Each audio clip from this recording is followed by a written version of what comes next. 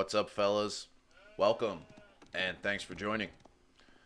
Today we're going to be checking out Zhu Xi's Legacy, one of the new variant civilizations. These are the Chinese variant civilization, and we're going to be trying out a Age 2 feudal fast aggression rush. And this should be a pretty simple, pretty fun, easy to follow guide for anybody that wants to try it. My opponent in the green, Goobla Blue, playing as the Ottoman Empire. Ottomans known for their Age 4 great bombards, massive cannons, and their military schools, which passively produce units for them. So pretty strong. These guys are pretty strong early and can make some pretty cool units. Now for Zhu Xi's Legacy, we're going to be starting off. We've got 5 on food, and we're going to be putting 3 on gold. This guy here is going to build a farm in a minute. We're going to need a farm so we don't get supply blocks. So build your farm and your mining camp and get 3 on gold right away, right after you get 5 on food. And you're going to take your imperial official, works the same way as the Chinese base civilization, and get them supervising your mill, which will increase the production. And as you guys probably know, but for those of you that don't, for the Chinese, they have imperial officials that can build up to 4 of them. These guys go around, if you just leave them alone, they will go around and collect taxes from any of your working buildings, which passively generate tax, which is just gold, as you drop off more and more production. So this one's up to 29, and you'll see it keeps going up as they drop off more food. Same with the gold mine, same with like a lumber camp. And these guys can go around and collect those taxes for you to get you extra gold. And when they're not doing that, this guy, we're going to keep him on supervise once he collects a little bit of gold from these. We're going to keep him on supervise, which will boost the production of whatever building he is on by 150%. So, and they receive 20% more resources. So right now, with the little eye you can see over him, he is supervising the mill. So we're going to leave our 5 there while being supervised to boost our food production, which is pretty good. We almost have the 400 we need for our Age 2 age up. And we already have our 200 gold, so that's pretty good. Now the first landmark we're going to be throwing down is going to be the Meditation Gardens. This one's really good. This is a passive income type building. What it does is, within this radius that it has, which is pretty wide as you can see, whatever type of resource is in this radius, it will passively generate that resource per minute once it's done. And the more resources you have in it of a certain type, the more it'll produce. So let's say we had another berry bush over here or something, it would be producing twice the amount, 30 or 40 of that resource per minute, I believe it is. So if we had 2 here, we'd be getting like 60 food, maybe a minute, 30 stone, and 30 gold. So that's pretty good, especially early. It would have been nice to get this on some food and wood, but food and gold is definitely the second best option for what we're going to be doing. So and for this build, we are going to need a lot of wood. So we still have our 5 on food and our 3 on gold. We're just leaving these guys because they're just going to do their thing. You don't have to move these. Just stopping the imperial official every 2 or 3 minutes to go around and collect the gold, and then go right back to supervising to keep boosting your food production. And while we're aging up, we're just going to keep queuing up more villagers to get on wood. We're going to go up to about 15 or so on wood for this. And like I said, the gold we can just leave. We don't need any upgrades there. But on your mill, while your Age 2 is being built, we're going to get wheelbarrow, because that's going to increase the gather rate of all your villagers. Same as the wheelbarrow for all the other civilizations. And also what we're going to want to get is, when this is done, your Age 2 landmark, you're going to want to get double Broadex next. It doesn't have to be immediately if you don't have the gold, or you just don't have the resources for it right away. But get it as soon as you can, because we're gonna need a lot of wood. So my opponent over here, we'll take a quick look at what he's doing. Seems to be gathering up quite a bit of resources, getting a pretty good villager count. He's got 3 more villagers on me, 2, 3. So we're pretty even there, and he just got his first military school down, which will be passively producing these units, whatever one he has selected. He has spearmen selected at the moment, and these are free. They produce slower, but they come out for free, and it's a pretty cool building. Back to our guys, we're putting down a village. This acts as like a giant farm, and you could put up to 8 villagers in it. You definitely want to get a village down, especially out in a spot where the villagers aren't so protected, so they have a place to go in case you get raided or attacked. But for this one, we're going to try to be the aggressors. And of course, all the regular stuff. You have your scout, and you go around and collect as many sheep as you can. Get them over on your mill. And get your guys on sheep before berries if you can, if you have the sheep to do it, because they're going to produce more food that way. We continue to pump out villagers. We've got 8 on wood now, up to 8. We could put a couple more on food because we are going to need more on food, and we're still just leaving those 3 on gold. And as you can see, we have plenty of gold. We have a ton of gold, and especially with collecting our taxes and stuff. We are not gonna be short on gold. Getting my, you don't have to get this, but I'm getting my horticulture for extra food. I would recommend getting it, but definitely get your double broadaxe first. I got my first one already before I got the food. That's really important. And oh, this is also very key for the way this build is going to work. When we build our second age 2 landmark, as the Chinese, you build 2 landmarks for each age, or you can, to go into the different dynasties, which provide different boosts. The early ones are nothing special, nothing to talk about, but we are going to get the second landmark. Enemy coming in to scout me a little bit. Not going to get much done there. It's really nice with the Chinese, same as the base civilization. Instead of arrows, you have hand cannons, so they do pretty good damage, so he's not going to want to get very close. Now, we do have enough for our next age 2 landmark, the Jiangnan Tower, whatever you want to call it. This one here, it acts as a drop-off for Imperial officials, which is nice. They don't have to walk quite as far if you get some good positioning on it. And after this is done, you will receive a free unit at the tower whenever a barracks, archery range, or stable is completed. So any military building you build, you will get a free unit of that building once it's complete, which is really nice. And if you build a town center, you get a free villager, but you know, that's nothing too special. But early on, the extra units early will be really nice. So that is why we're not building any military units yet until this landmark is done first, so we can reap the most out of it and get the free units, because we're going to be building quite a bit of military production here soon. Now, we're up to 10 on wood, which is pretty good, but we still need some more. We're going to, pause and get a few more on food. Food and wood's going to be really important.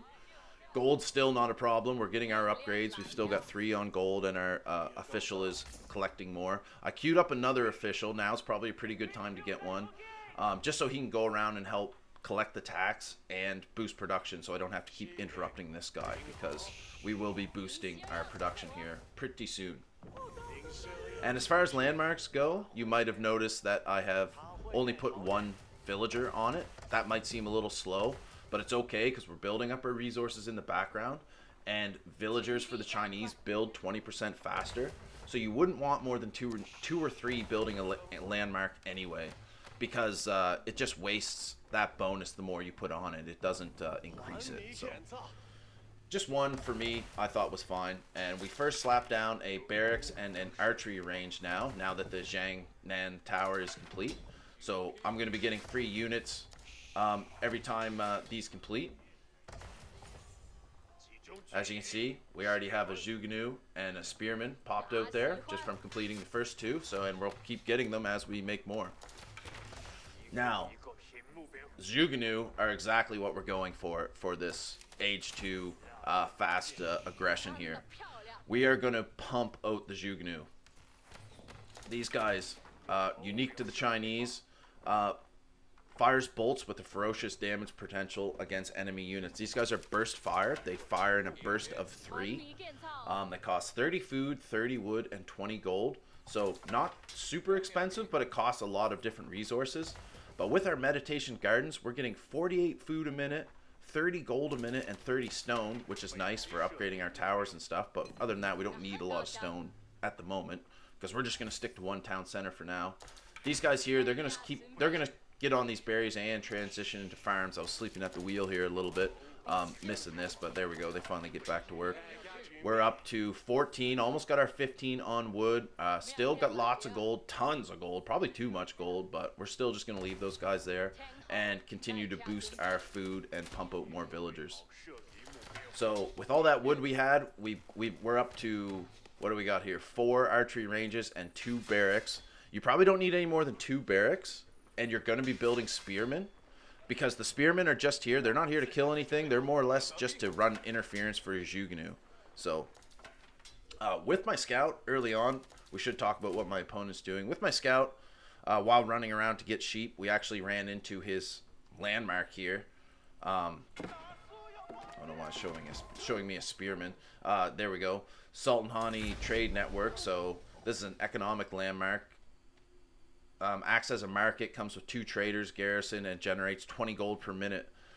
For each one, up to 6 traders can be garrisoned. So this guy's getting a lot of passive resources here, stuck way off in the corner. So I suppose he intends to do some trading here after a bit, which would be good for him if I didn't scout this out. So we send in our early first little wave of units up here to go see if we can take that out. Meanwhile, back at home, we get another village. This increases my population and has a place for my villagers to go if they get in trouble. We continue to pump out units and we drop down a granary. This will boost food production in its influence. And we're going to start throwing a bunch of farms down, spending some of this wood, and getting these guys off berries and transitioning into farms.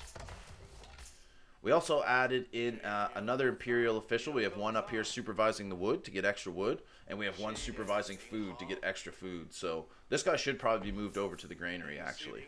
But and one we just have roaming around to collect the gold, which is like my gold's just getting off the charts. His is pretty high too, actually.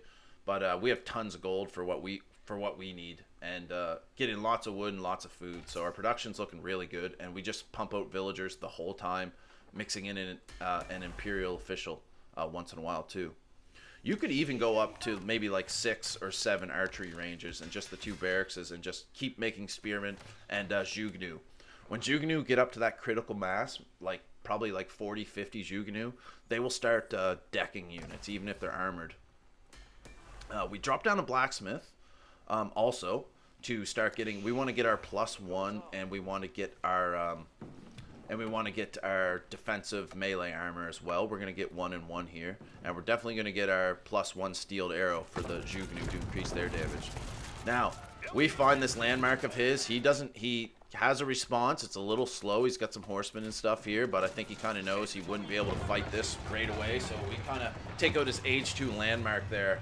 A really nice find and a nice pick for us, killing all the traders that were inside of it too. So that's a pretty good first little victory for us.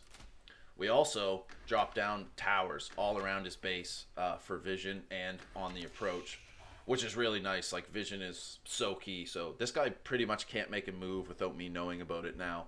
So we have a really good start, and we have him in a really good position. And we are starting to outproduce him big time. We've got a pumping economy, and these are just producing units non-stop and being rallied up here. So we're gonna bring these guys back. We're starting to get a good amount. We got 13 spearmen, 13 ZHUGE in this little group, and more ZHUGE rolling in as we speak. So first little engagement here should go good for us. These are light melee cavalry, but with the spearmen, they'll get melted by the spearmen, and the ZHUGE support fire. This should go pretty well for us. ZHUGE get a rapid rate of fire going when they're left alone. This isn't too many here. This isn't a big threat, but they're slowly building and building and building, and it will be a much bigger threat. Luckily, we have a good count of spearmen as well, so it's a very good combo. And in the background, we just have all our military buildings rallied to over here, and we are pumping out ZHUGE and spearmen. We really could have even gone up and got some more military buildings here. So and pumped out even more units. Here's a few more from the free units it's giving me from the Jiangnan Tower. We've got our resources passively banging away. We've got a shitload of farms we're transitioning into because we have so much wood we want to start using it. And we even slapped down our age 3 landmark while we're pushing at the same time. So our economy is booming. We push in here, we're starting to get a pretty good mass of ZHUGE. We're up to 20, that's not too bad for this early. And surprisingly, you guys, ZHUGE actually do a ton of damage to buildings. Like, look how fast that's going down during their bursts. With just a few spearmen torching it. So these guys are pretty viable for taking down buildings too. Like, I'm not even building rams at this point. So, real good start, real good damage, getting some real good pressure on this guy. Like I said, we're continuing to pump out. We still just have 3 on gold. We've had tons of gold. We're getting a little lower now, but we're producing a ton. And but we won't run out. We'll still be fine. We have tons of wood, and the food production is looking good too. The Mount Lu Academy, we got this. This increases the gather rate and the speed of your Imperial officials. Well, not right away, but it has the upgrades for it. So that's nice just to gather more passive gold and passive resources. That's what it's all about. And we just keep pumping out units. We're starting to get a pretty good mass here. We take out 2 stables on him. He's got 2 military schools here making units, and he just slapped down 8 barracks. So he's looking to make some units to try to fight me off. But as you can see, his resources are pretty low. We have definitely cost him pretty good, especially taking out his age 2 landmark. I think that was a pretty good cripple. He gets to age 3 as well and slaps up a keep. So we kind of forced him definitely on the defensive, slapping up a keep right by his town center. I would have probably put this a little further out to act as a pivot point and a deterrent. But anyway, he puts one down there. Now he's scrambling. He's sending villagers off to try to find food. But we spot this because we're making towers all around his base and kind of like a little horseshoe. And I just sent my worker up here to make another one so we can see what he's up to. Pretty nice mass here. We're up to 30 ZHUGE, which isn't bad. We've got 20 spears here, so a nice mix. We actually did make some rams. We got the upgrade after we got our blacksmith. We're going to send these guys in to put the pressure on the buildings, and these guys will follow up to back them up. And we just keep pumping out more and more ZHUGE. And dropping down a couple siege workshops too. This is going to be pretty good since we did hit age 3 not too long ago. But even without getting to age 3, we just had so many resources we did. You could put that into putting out even more ZHUGE in units. Like, we're not quite at critical mass. 30 is pretty good, but we could have had even more. But that's enough to put enough pressure on him that he just GG's. So, just to recap, food and wood, 3 on gold, pump out like 15 on wood, and probably another dozen on food with your Imperial officials, and you will have massive production and put big pressure on your opponent, and hopefully you'll get similar results. So thanks for watching, and we'll catch you guys on the next one. GG.